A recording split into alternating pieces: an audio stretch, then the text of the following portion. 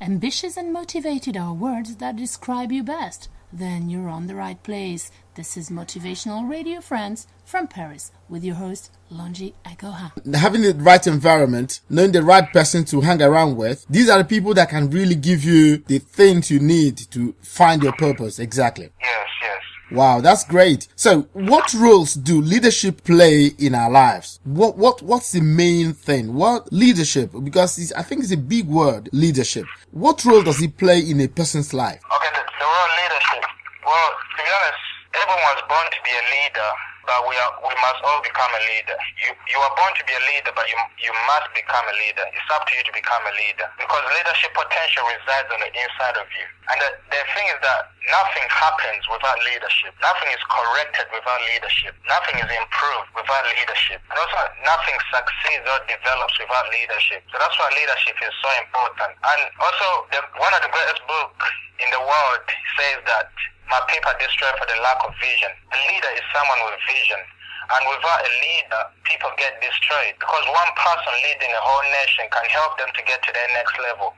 But if that one person procrastinates and decides not to pursue what he was called to do, he might destroy a lot of people. Because I believe that everyone has a leadership potential on the inside of them. That means that they carry nations on the inside of them. There are people out there that are meant to inspire, to change lives. But if they procrastinate, if they don't do what they're called to do, other people out there are dying because of them. So that's why leadership is so important. And not everyone, there's some leaders, also they can be in position, but they can be blind. So leadership is not something that it just happens like that. You need to develop it. You need to develop it, because it's on the inside of you, but you still need to develop it. Okay. Now, developing that's even brings me to the next question, which is about developing your leadership qualities. Now, what do you think anybody should start with? What is the first thing if you want to be a leader? Because you said we all have these leadership qualities in ourselves, inbuilt, okay? So it's for you to find exactly what it is and begin to develop it, right? Now, when you want to develop it, how do you start? Where do you start from? Okay, as I explained before, you need to get in the right environment. So like environments are like school, there is church. Some people go to clubs. So the environment you go to will determine the information you receive and what they teach you. So for you to begin to walk in that realm, you need to manage your time. You need to manage your own priorities. You need to manage your friendships. You need to manage your relationships, your time, your intellectual development, your financial investments, all these things. You need to begin to manage them.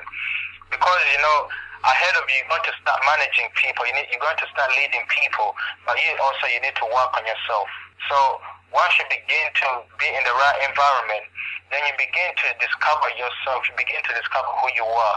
It may take a little while. You might find it quicker, but just find yourself in the right environment, and then receive the right information and hang around with the right people, and then you begin to discover who you really are. And now you can begin to do what you're called to do in life. There's a saying that says that you never live a life that is stress-free until you find who you're born to be. Yes, sir.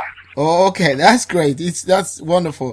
In fact, there was one of my radio hosts, one of the guys whom I work with, and he said there are no champions without challenges.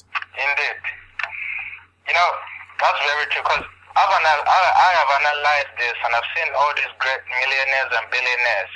Apart from that, Jesus was born in a manger, but he could have been born in a hotel, but he was born in a stable. Now, what I've seen is that you have to go through some challenges for you to get to the next level, because you have to be trained. When you plant a seed in the ground, no one sees the seed because it's under the ground, it's in the darkness, it's going through the pain, people are stepping on it. But once it's been developed, it pushes out of the ground. Once you know that you're going to be a great leader, once you've discovered your purpose, you're going to go through some challenges before you become a champion.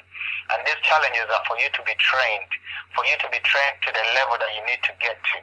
Because you might have been in an environment that has compressed you to a level that you cannot fulfill what you've been called to do. But once you go through the challenges, you'll be developed and you'll be bold and ready to do and pursue what you have been called to do. So I believe challenges are there and they are good for you, and you have to enjoy the moment. Right. Why do people avoid challenges then? Why is it that, because you are saying that you cannot, like I said, we cannot become champions without challenges, okay? And so for you to be a leader, you should be ready to face serious challenges.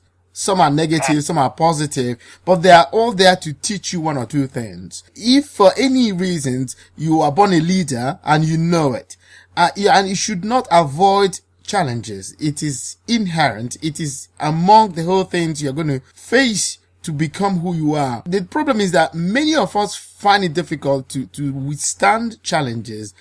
Why is it so? I mean, is there any remedy to really enjoy facing challenges? Because I know for anybody to become a leader, or for anybody to become who he is designed to be or she designed to be, he or she must face serious challenges. I know, yes, indeed. The simple answer to that is that some people avoid the challenges because of lack of knowledge.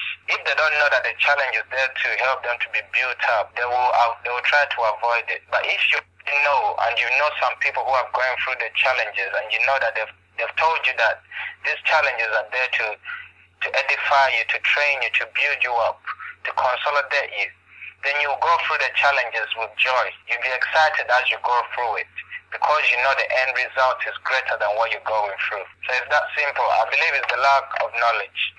Okay. Yeah, I understand that. It could be lack of knowledge. It could also be lack of vision.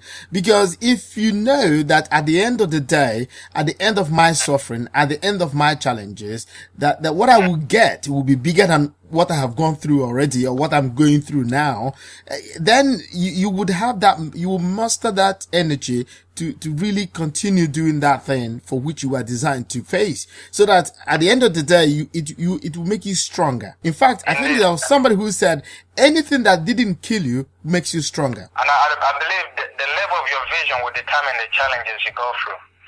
If you don't want to be great, you won't get a lot of challenges. But if you want to be great, you will get a lot of challenges. So the level of your vision will determine the challenges. And if you say that I want to be a billionaire, I'm going to be a billionaire, you are going to face some serious challenges, because you have to be trained to be able to handle the billions. If you say you're going to be a millionaire, you have to be trained to be able to handle the millions. So that's how life is. Your words will locate you. The words that you speak will locate you, and they will train you to be who you said you want to be.